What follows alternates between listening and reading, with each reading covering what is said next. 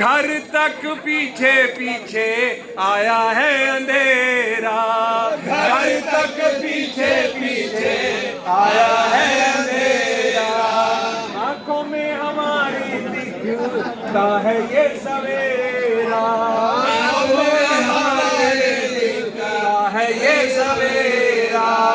दुनिया में प्यार बचे, दुनिया में प्यार बचे, बचे सच्चाई। ओ भाई हाथ उठा, ओ भाई हाथ उठा, ओ भाई हाथ उठा, ओ भाई। और आखिर में मेरे साथ एक बार गा दीजिए। सहते सहते मारने से, सहते सहते मारने से अच्छी है लड़ाई। भाई हाथ उठा, ओ भाई हाथ उठा, ओ बहना हाथ उठा।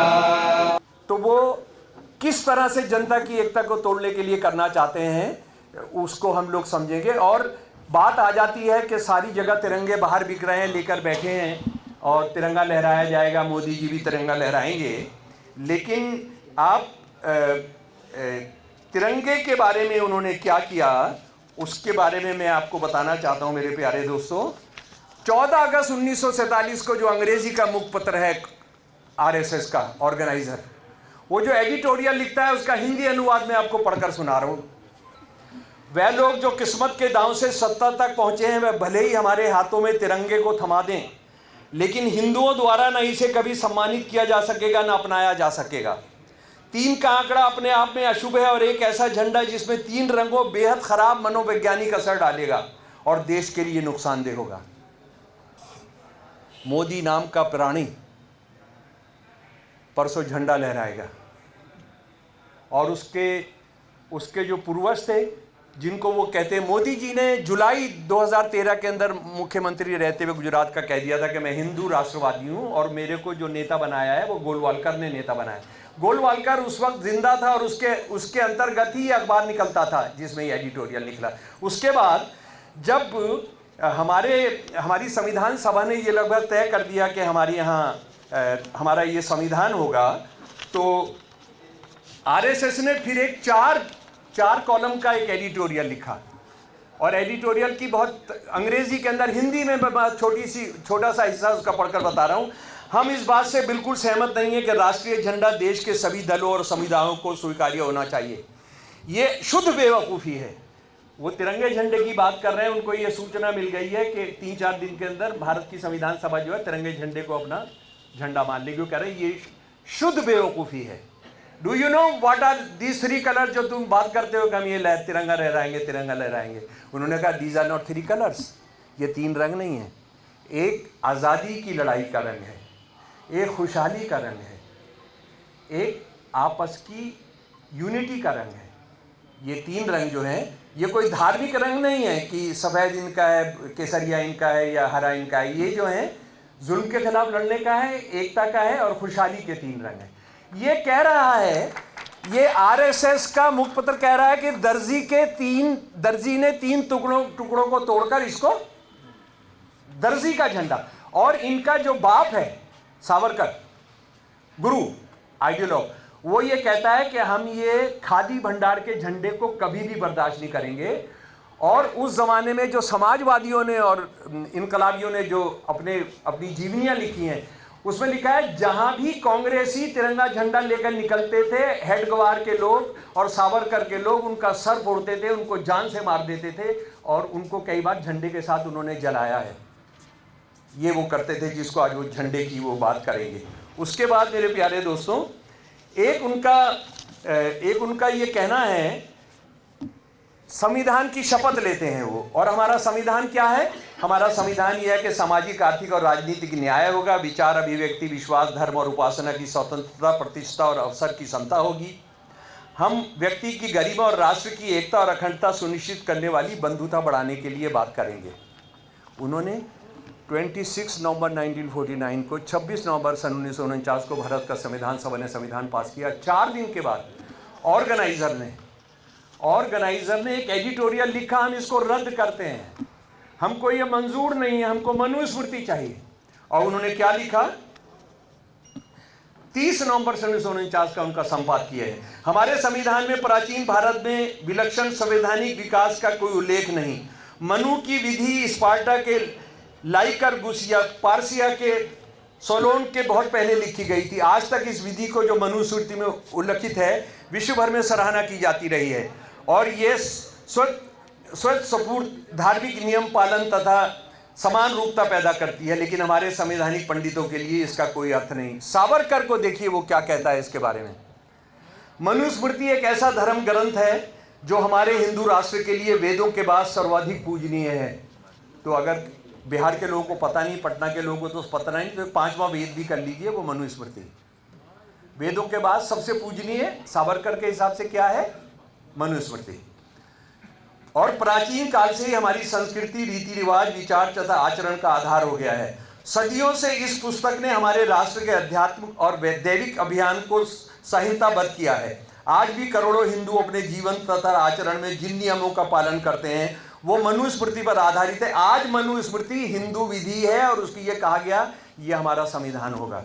मेरे प्यारे दोस्तों, पटना में बहुत ज्ञानी लोग रहते हैं, बहुत और पढ़ते लिखते हैं, वो मुझे उसका बहुत अच्छा मुझे अंदाज़ा है, क्योंकि मेरा जब कोई लेख हिंदी में छपता है तो सबसे पहले सुबह 7 बजे जैसे फ़ोन आना शुरू करते हैं वो बिहार से ही। बिहार को आप कुछ भी बोलिए, लेकिन सबसे ज़्यादा हिंदी का अखबार बिकता है, सबसे ज़्यादा हिंदी की किताब की जाती है और मेरा अपना अनुभव ही है। आपको क्या, आप बहुत जानते भी होंगे, लेकिन आप मनुस्मृति क्या कहती है ज़रा उसकी औरत और शूद्रों के बारे में कुछ बातें बता दूं जो उसमें लिखा हुआ है। किस किस चैप्टर में सुनना चाहेंगे जी? चैप्टर 1 श्लोक 31। अनादि ब्राह्मण ने लोक कल्याण और समृद्धि के लिए अपने मुख, बांह, जांघ तथा चरणों से क्रमशः ब्राह्मण, क्षत्रिय, वैश्य तथा शूद्र वर्णों को उत्पन्न किया।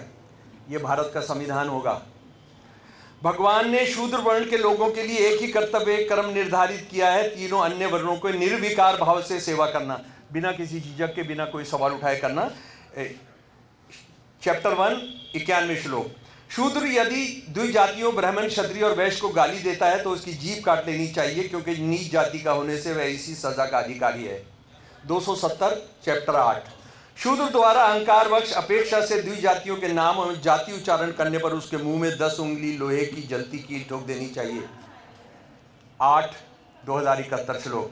शूद्र द्वारा अहंकारवश ब्राह्मणों को धर्मोपदेश देने का दुस्साहस करने पर राजा को उसके मुंह और कान में गर्म तेल डाल देना चाहिए। उच्च वर्ग के लोगों के साथ बैठने की इच्छा रखने वाले शूद्र की कमर को दाग करके उसे वहां से निकाल भगाना चाहिए, अथवा उसके नितंब को इस तरह से कटवा देना चाहिए जिससे वह ना मरे ना जिए। एक शूद्र को यदि उसके मालिक द्वारा मुक्त भी कर दिया गया तो भी वह सेवा करने के फर्ज से मुक्त नहीं हो सकता, क्योंकि उनके लिए यह प्राकृतिक और इससे उन्हें मुक्त कोई नहीं कर सकता है। अब जरा महिलाओं के बारे में, और मैं आपको ये बताना चाहता हूँ, इस मुगालते में नहीं रहिएगा कि ये मुसलमान या ईसाई औरत के बारे में है। ये कौन सी औरतों के बारे में है? और ये जो शूद्र हैं वो कौन से धर्म के शूद्रों के बारे में है? हाँ, ये मुसलमानों के बारे में नहीं है, ईसाइयों के बारे में, सिखों के बारे में नहीं है। जबकि हम बराबर बोलते रहते हैं और मुसलमान ईसाइयों के साथ वो बहुत बुरा कर रहे हैं, लेकिन हम इस बात को समझते नहीं है कि आरएसएस मुसलमान ईसाइयों पर हमला कर रही है, लेकिन ये उनका निशाना नहीं है। उनका निशाना कुछ और है, उस पर ध्यान बांटने के लिए वो ये सब करते रहते हैं। उस पर थोड़ा सा बाद में मैं आखिर में बात रखूंगा। पुरुषों को अपनी स्त्रियों को सदैव रात दिन अपने वश में रखना चाहिए। चैप्टर 9 श्लोक 2। मेरी जो बच्चियां यहां बैठी हैं, सुना है उन्होंने ये कभी? नहीं सुना, इसीलिए आप अपने मोहल्ले में हिंदुत्ववादियों, लफंगों से, बजरंग दल के गुंडों से आप भिड़ नहीं रहे हैं।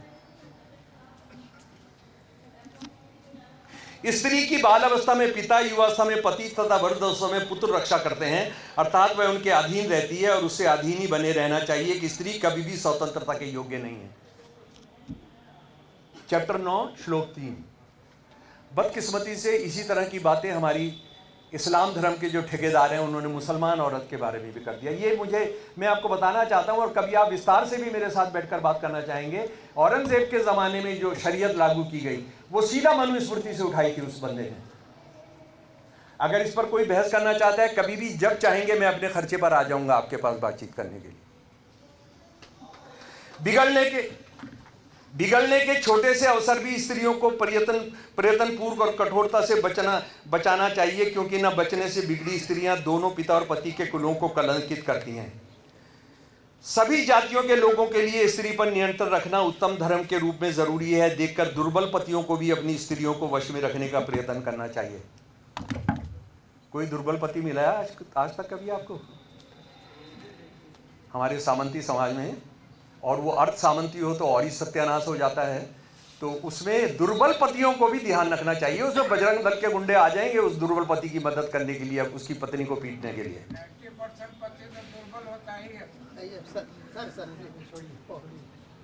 आप ये कोई चाय खाने में मजाक कर रहे हैं या हैं? मुझे लग रहा है आज की सभा में आपको नहीं आना चाहिए। अगर आपका इस तरह का, माफ़ कीजिएगा, मैं घुमा फिरा कर बात नहीं करता हूँ। चुप रहिए।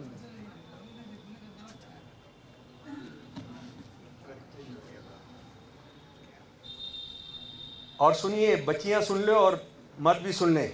ये स्त्रियां ना तो पुरुष के रूप का और ना ही उसकी आयु का विचार करती हैं। उन्हें तो केवल पुरुष के पुरुष होने से प्रयोजन है। यही कारण है कि पुरुष को पाते ही ये उससे भोग के लिए प्रस्तुत हो जाती हैं, चाहे वह कुरूप हो या सुंदर। ये हिंदू औरत के बारे में उनका एजेंडा है, ये उनका प्रोग्राम है हिंदू राष्ट्र में वो क्या करेंगे। और उसके बाद इससे जुड़ी हुई बात में मुझे लग रहा है कि कितना टाइम है, 5-7 मिनट और है जी। आपने सुना, पूरा देश खामोश बैठा रहा, सब चुप रहे। अभी गीता प्रेस को गांधी जी पुरस्कार दिया गया है। वैसे गांधी जी से जुड़े हुए सारे संस्थान बुलडोज कर दिए गए हैं बनारस के अंदर, लेकिन गांधी जी के नाम पर जो है वो दे दिया गया पुरस्कार। मेरे प्यारे दोस्तों, उस दिन इस देश में बलवा हो जाना चाहिए था, विद्रोह हो जाना चाहिए था। गीता प्रेस की कम से कम 31 किताबें हैं जिसमें किस तरह की बातें लिखी हुई हैं, मैं आपको सुना रहा हूँ। उसमें से एक नमूना मैं लेकर आया हूँ। गृहस्थ में कैसे रहें, ये दुनिया की हर भाषा में है, देश की हर भाषा में है, और ये स्वामी राम सुखदास जी ने इसको किया। हिंदुइज्म मेड इजी, सवाल जवाब में है। और ये बंदा वो है जो रामलल्ला जब बाबरी मस्जिद में प्रकट हुए थे, ये उसमें भी शामिल था। ये पिछली बार 15,000 छपी है, 18 लाख अब तक छप चुकी है जी। प्रश्न, पति मारपीट करे, दुख दे तो पत्नी को क्या करना चाहिए?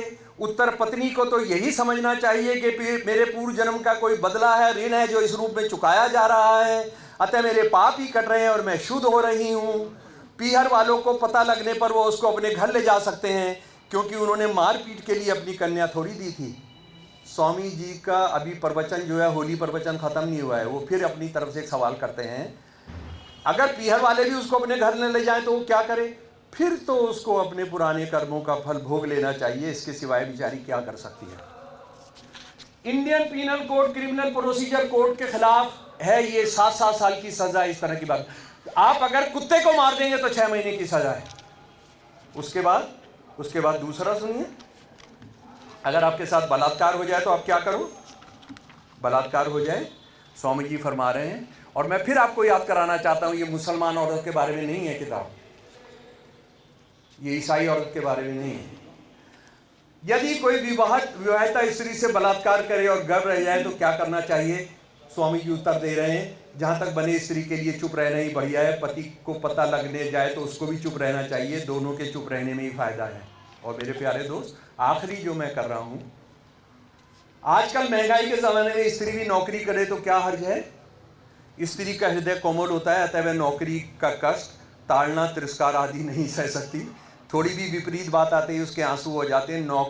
नौकरी को चाहे गुलामी कहो, चाहे दास्ता कहो, चाहे तुस्ता कहो, एक ही बात है। इस किताब के अंदर 10 पन्ने हैं कि सती होना परंपरा नहीं है, हिंदू औरत का धर्म है, विधवा औरत का। ये किताबें हैं। हिंदुत्व इसलिए सफल हो रहा है क्योंकि हिंदुत्व का एजेंडा हिंदुओं के बारे में हम नहीं जाना है, हमने सवाल नहीं उठाया है। हम इस देश के मेहनतकश हिंदू, इस देश की औरत, इस देश के दलितों को बचाने की लड़ाई हिंदुत्व के खिलाफ नहीं शुरू की हमने,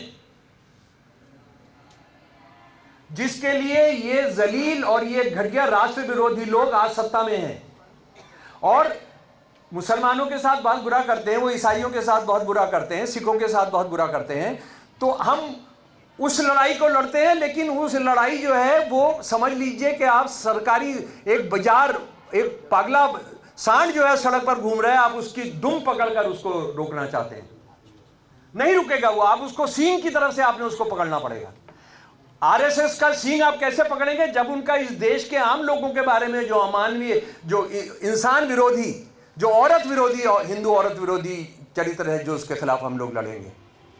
एक दो बातें मेरे प्यारे दोस्त और हैं, जैसे ये किस तरह से जातिवाद में विश्वास करते हैं और किस हद तक जा सकते हैं। गोलवालकर भाषण कर रहा है गुजरात विद्यापीठ में सोशल साइंसेज डिपार्टमेंट में, ऑर्गेनाइजर के अंदर रिपोर्ट है, और वो ऑर्गेनाइजर अभी सारी लाइब्रेरी से गायब है, नेहरू मेमोरियल लाइब्रेरी से भी गायब है। वो ये कह रहा है कि केरल के जो हिंदू थे उनकी नस्ल सुधारने के लिए हमने उत्तर भारत से नंबूदरी ब्राह्मण भेजे, केरल के हिंदुओं की नस्ल सुधारने के लिए, केरल के मुसलमानों की नस्ल सुधारने के लिए नहीं, केवल के हिंदुओं की नस्ल सुधारने के लिए। मैं उसका हिंदी अनुवाद, उसका भाषण हिंदी में ही था वैसे। मानव नस्लों को क्रॉस ब्रीडिंग द्वारा बेहतर बनाने के लिए उत्तर के नंबूदरी ब्राह्मणों को केरल में बसाया गया और एक नियम बनाया गया कि नंबूदरी परिवार का सबसे बड़ा लड़का केवल केरल की वैश्य, क्षत्रिय या शूद्र लड़की से शादी कर सकता है, पंडित इससे बाहर हैं। और एक और इससे भी अधिक साहसी नियम यह था कि किसी भी जाति की विवाहित महिला को पहली संतान नंबूदरी ब्राह्मण से होनी चाहिए और उसके बाद ही वह अपने पति से संतान उत्पत्ति कर सकती है। आज इस प्रयोग को व्यभिचार कहा जाएगा, पर ऐसा नहीं है क्योंकि यह तो पहली संतान तक ही सीमित था। इस पर आरएसएस पर कोई क्रिमिनल केस कि तुम ये छापा है तुम्हारे उसके अंदर है, हम कोई नहीं करा सके, हम ये सवाल नहीं उठा। हम केरल की जनता को जो नया लेबोरेटरी बन रही है आरएसएस की, वहां इसको नहीं पहुंचा सके उस केस एडिटोरियल को। उसके बाद मेरे प्यारे दोस्तों, प्रजातंत्र के बारे में सन 1940 में गोलवलकर ने कह दिया, एक ध्वज के नीचे एक नेता के मार्गदर्शन में एक ही विचार से प्रेरित होकर राष्ट्रीय स्वयंसेवक हिंदुत्व की प्रखर ज्योति इस विशाल भूमि के कोने कोने में प्रज्वलित कर रहा है। फेडरलिज्म के बारे में उन्होंने लिखा, लगातार लिखा कि फेडरलिज्म संघराज्य जो है उसको तो फौरन जड़ से नष्ट कर देना चाहिए। और दूसरी बात, दौड़ रहा हूं मैं एकदम, राजेंद्र प्रसाद जी ने भारत के जो पहले होम मिनिस्टर थे वो राष्ट्रपति नहीं बने थे, उससे पहले जो एक खत लिखा सरदार पटेल को, जो मैं पढ़कर सुना रहा हूं कि षड्यंत्र और आरएसएस एक ही, यानी वो सिक्के के दो पहलू भी नहीं है, वो एक ही पहलू है। मुझे बताया गया है कि आरएसएस के लोगों ने झगड़ा पैदा करने के लिए मंसूबा बनाया है। उन्होंने बहुत सारे लोगों को मुसलमान पहनावा पहनाकर मुसलमान जैसा दिखने वालों के रूप में हिंदुओं पर आक्रमण करेंगे ताकि झगड़ा पैदा हो और हिंदू भड़क जाएं। इसी के साथ इनके साथ हिंदू होंगे जो मुसलमानों पर हमला करेंगे ताकि मुसलमान भड़क जाएं। इस सब का परिणाम ये होगा कि हिंदू मुसलमान भड़केंगे और एक बड़ा झगड़ा पैदा हो सकता है। पुलिस रिपोर्ट्स हैं कि इन्होंने बलात्कार कराए, मुसलमान ड्रेस पहनकर इन्होंने बलात्कार कराए।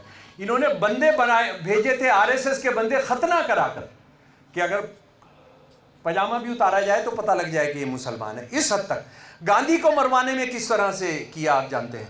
आप इस बात को जानते हैं कि अभी नूह के अंदर जो हो रहा है वहां किस तरह से षड्यंत्र करके कराया गया, किस तरह से षड्यंत्र करके कराया गया। और यानी आप मुसलमान बलवाइए या हिंदू बलवाइए उसका अंतर करना ही मुश्किल था। इसीलिए पुलिस कह रही है, जो पुलिस क्या है, हरियाणा की पुलिस जो है वो बजरंग दल है, असल में वो विश्व हिंदू परिषद है। वो 20,000 लोग आ रहे थे और हरियाणा के अंदर 7.3% मुस्लिम है और इस इलाके के अंदर लगभग 60% मुसलमान है, जो मेवात का इलाका है। मेवात के इलाके के अंदर 20,000 लोग आ रहे हैं। हम दिल्ली में प्रदर्शन करते हैं, कॉमरेड बैठे हैं हमारे जनरल सेक्रेटरी, कि वो हम 25 आदमी भी होते हैं तो 15 कैमरे रहते हैं, कोई हमारी नाक पे रखा हुआ है कैमरा, कोई इधर है, एक एक बात नोट करते हैं पुलिस के कैमरे। वहां कैमरे नहीं लेकर गए थे क्योंकि उनको पता था आरएसएस वालों ने क्या साजिश करनी है। आरएसएस के लफंगे वो मुसलमान बलवाई होंगे या हिंदू बलवाई होंगे, इसमें अंतर कर पकड़े जाएंगे कि ये कौन है। तो उन्होंने कहा कि हमने कोई कैमरा लेकर ही नहीं जाना है। ये हमने इस बात को अच्छी तरह से देखा है। उसके बाद हम, शायद मेरा आखिरी पॉइंट है, हम ये कहते हैं पार्टीशन भी आ रहा है और विभीषिका की बात हो रही है। पार्टीशन मुसलमानों ने कराया है। मेरे प्यारे दोस्तों, मैं आपको बताना चाहता हूं, मुस्लिम लीग के सन 1940 23-24 मार्च के सन 1940 के लाहौर प्रस्ताव से लगभग 50 साल पहले हिंदू महासभा, लाला लाजपत राय, स्वामी भाई परमानंद, उन्होंने, और सावरकर ने, मैं सावरकर से शुरू कर रहा हूं, सन 1937 के अंदर अहमदाबाद में जब वो अध्यक्ष बनता है हिंदू महासभा का, उसका भाषण सुन लीजिए। फिलहाल हिंदुस्तान में 2 प्रतिद्वंद राष्ट्र पास रह रहे हैं। कई अपरिपक्व राजनीतिज्ञ ये मानकर गंभीर गलती कर बैठते हैं कि हिंदुस्तान पहले से एक सद्भावपूर्ण राष्ट्र के रूप में ढल गया है या सिर्फ हमारी इच्छा होने से इस रूप में ढल जाएगा। आज ये कतई नहीं माना जा सकता कि हिंदुस्तान एक एकता में पिरोया हुआ और मिला जुला राष्ट्र है, बल्कि इसके विपरीत हिंदुस्तान में मुख्य तौर पर 2 राष्ट्र हैं, हिंदू और मुसलमान। और लाला लाजपत राय जी ने सन 1908 के अंदर, भाई परमानंद हिंदू महासभा के बहुत बड़े लीडर थे, उस वक्त कांग्रेस के भी वो बड़े लीडर थे, उन्होंने सन 1908 में प्लान दे दिया पाकिस्तान बनाने का। सिंध के बाद की सरहद के अफगानिस्तान से मिला दिया जाए, जिसमें उत्तर पश्चिमी सीमावर्ती इलाकों को शामिल कर एक महान मुस्लिम राज्य स्थापित कर लें। इस इलाके के हिंदुओं को वहां से निकल जाना चाहिए। इसी तरह देश के अन्य भागों से बसे मुसलमानों को वहां से निकाल कर इस नई जगह बसना चाहिए। कब कह रहे हैं ये? सन 1908 के अंदर पाकिस्तान बना दीजिए। लाला लाजपत राय, जिनको हम कहते हैं कि बहुत क्रांतिकारी, और बाकी में वो अंग्रेजों से लड़े भी, उसमें शहीद भी हुए, लेकिन जरा आप उनका सन 1925 का सन 1922 का उनका एक पढ़ लीजिए। 1899 में इनफैक्ट हिंदुस्तान रिव्यू, जैसे इंग्लैंड सॉरी, मेरी योजना के, मैं उनको उनके शब्द कोट कर रहा हूं। मेरी योजना के अनुसार मुसलमानों को 4 राज्य, पठानों का उत्तर पश्चिम भाग, पश्चिम पंजाब, सिंध और पूर्वी बंगाल मिलेंगे। अगर किसी दीगर हिस्से में मुसलमान इतने अधिकों के एक राज्य का गठन किया जा सके तो उसे भी यही शक्ल दी जाए, लेकिन इतना बहुत अच्छे से समझ लिया जाना चाहिए कि एक संयुक्त भारत यानी यूनाइटेड इंडिया नहीं होगा। इसका अर्थ भारत का हिंदू इंडिया और मुस्लिम इंडिया का स्पष्ट विभाजन है। 1899, 20वीं शताब्दी के अंत के अंदर लाला लाजपत राय कह रहे हैं।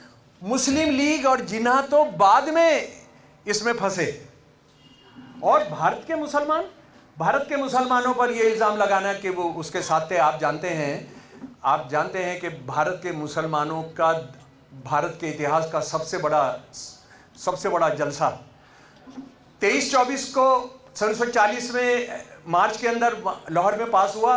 25 दिन के अंदर दिल्ली के अंदर मुसलमानों का सबसे बड़ा, जिसको अंग्रेजी प्रेस, जो मुस्लिम लीग का दलाल था और अंग्रेजों का दलाल था, स्टेट्समैन, उसने लिखा कि इससे बड़ा मुसलमानों का जलसा कोई भारत के इतिहास में कभी नहीं हुआ, आधुनिक भारत के इतिहास में। और वहां पर जो कुछ तय हुआ, जो कुछ लिखा गया, वो उसको, और हाँ, ये कि सारे मुसलमानों ने वोट दिया था। आप बिहार के हैं तो मैं बिहार का डाटा और आंकड़ा लेकर आया हूं। भारत जो सन 1946 का चुनाव था वो एडल्ट फ्रेंचाइज के आधार पर नहीं हुआ था, वो बालिगों के उस पर नहीं हुआ था, वो एक सन 1935 के एक्ट के तहत हुआ था, जिसमें किन किन लोगों को वोट देने का अधिकार था। वो थे जमींदार, टैक्स पेयर, लॉयर्स, सरकारी अफसर, सरकारी दलाल, उनको था। और ये सारे देश की जनता का 28.5 होते थे। 100 में से 28.5 लोगों को मत देने का अधिकार था। और जब ये मुसलमानों को वोट देने का अधिकार दिया गया तो मुसलमानों में तो बहुत गरीबी थी। यूपी बिहार के अंदर, मैं आपको ये बताना चाहता हूं कि बिहार के अंदर केवल 7.8% मुसलमान अगर 100 थे तो उनमें कितने मुसलमानों को वोट देने का अधिकार था? 7.1%, यानी 10% से भी कम मुसलमानों को वोट देने का अधिकार था। ये सारे अमीर, ये अंग्रेजों के दलाल, ये साहब, ये नवाब, राय बहादुर, खान बहादुर, इन्होंने वोट दिया मुस्लिम लीग के लिए और आज हम सारे मुसलमानों के हिस्से में लिख देते हैं। मैं आखिरी बात आपको बता रहा हूं कि उसके अंदर जो गीत पढ़ा गया था, जो आज़ादी की मुसलमानों ने पाकिस्तान के ख़िलाफ़ शमीम करानी साहब का गीत, वो मैं आपको मेरे प्यारे दोस्तों सुनाना चाहता हूं। अगर अभी हाथ नहीं आएगा तो बाद में कभी सुनाऊंगा। 1 मिनट बस, मेरी बात ख़त्म हो चुकी है। और बुनियादी सवाल ये है, पाकिस्तान चाहने वालों से वो गीत है। पाकिस्तान चाहने वालों के शीर्षक से सारे देश के अंदर फैल गया था। कांग्रेस के अधिवेशनों में गाया जाता था। मुसलमान जो तंजीमें कर रही थी, और मुसलमानों की कितनी मस्जिदों को आग लगाई गई, कितनी मौलवियों की जो मुस्लिम लीग के विरोध थे उनकी दाढ़ियों को आग लगाई गई, उनको जान से मारा गया, उनके हाथ काटे गए, उनके पैर काटे गए। उस इतिहास को हम भूल गए। इसीलिए हम ये कह देते हैं कि मुसलमानों ने पाकिस्तान बनाया था। सच्ची बात यह है कि जिना और मुस्लिम लीग ने मिलकर, जिना, मुस्लिम लीग और हिंदू महासभा ने मिलकर इसको किया था। और इस बात को बाबा साहब ने इसको बहुत अच्छे तरीके से रखा था। वो मैं पढ़कर अपनी बात ख़त्म करूँगा। बाबा साहब ने इस बात को बहुत साफ कहा कि जी सुन लीजिए जनाब, ये बात बाबा साहब की बात से मैं अपनी बात खत्म कर रहा हूं। ये बात भले ही विचित्र लगे, लेकिन एक राष्ट्र बनाम दो राष्ट्र के प्रश्न पर मिस्टर सावरकर और मिस्टर जिन्ना के विचार परस्पर विरोधी होने के बजाय एक दूसरे से पूरी तरह मेल खाते हैं। दोनों ही इसे स्वीकार करते हैं, और न केवल स्वीकार करते हैं बल्कि इस बात पर जोर देते हैं कि भारत में 2 राष्ट्र हैं, और एक मुस्लिम राष्ट्र और दूसरा हिंदू राष्ट्र। तो मेरे प्यारे दोस्तों, ये मैंने अपनी बात रखनी थी। मैंने थोड़ा ज़्यादा समय लिया हो तो मुझे माफ़ करेंगे। और मैं एक गाना आपके लिए गाना चाहूँगा। सहते सहते मारने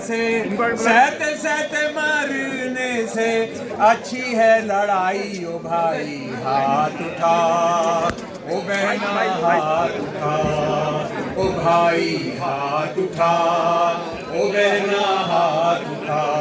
तेरा भी होना सबको, तेरा भी होना सबको, देवे ने दिखाई, ओ भाई हाथ उठा, ओ बहन गाइए मेरे साथ, ओ भाई हाथ उठा, ओ बहना हाथ उठा। कल वो ही हो जो चाहे तेरा मन रे, कल वो ही हो जो चाहे तेरा मन रे। जिंदगी बदलने का कर तू जतन रे, जिंदगी बदलने का कर तू जतन रे। टूटेंगे ये पिंजरे तो, टूटेंगे ये पिंजरे तो, मिलेगी रिहाई, ओ भाई हाथ उठा, ओ भाई हाथ उठा, ओ भाई हाथ उठा, ओ बहना हाथ उठा।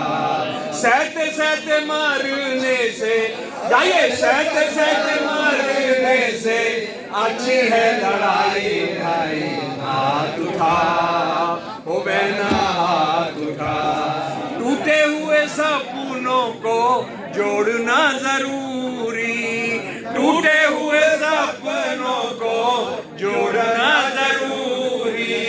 दिलों में हमारे भला कैसी है ये दूरी, दिलों में हमारे भला कैसी है ये दूरी।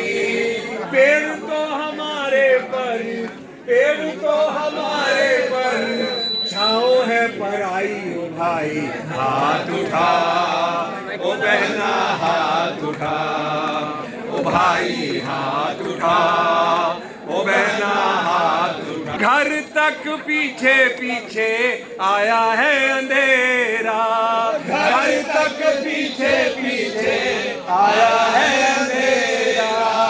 आंखों में हमारी दिख का है ये सवेरा,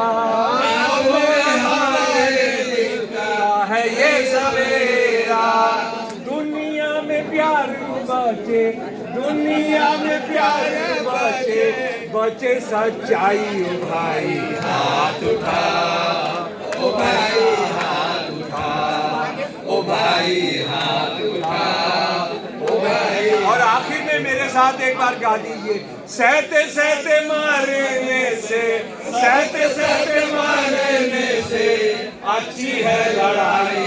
भाई हाथ उठा, ओ भाई हाथ उठा, ओ बहना हाथ उठा।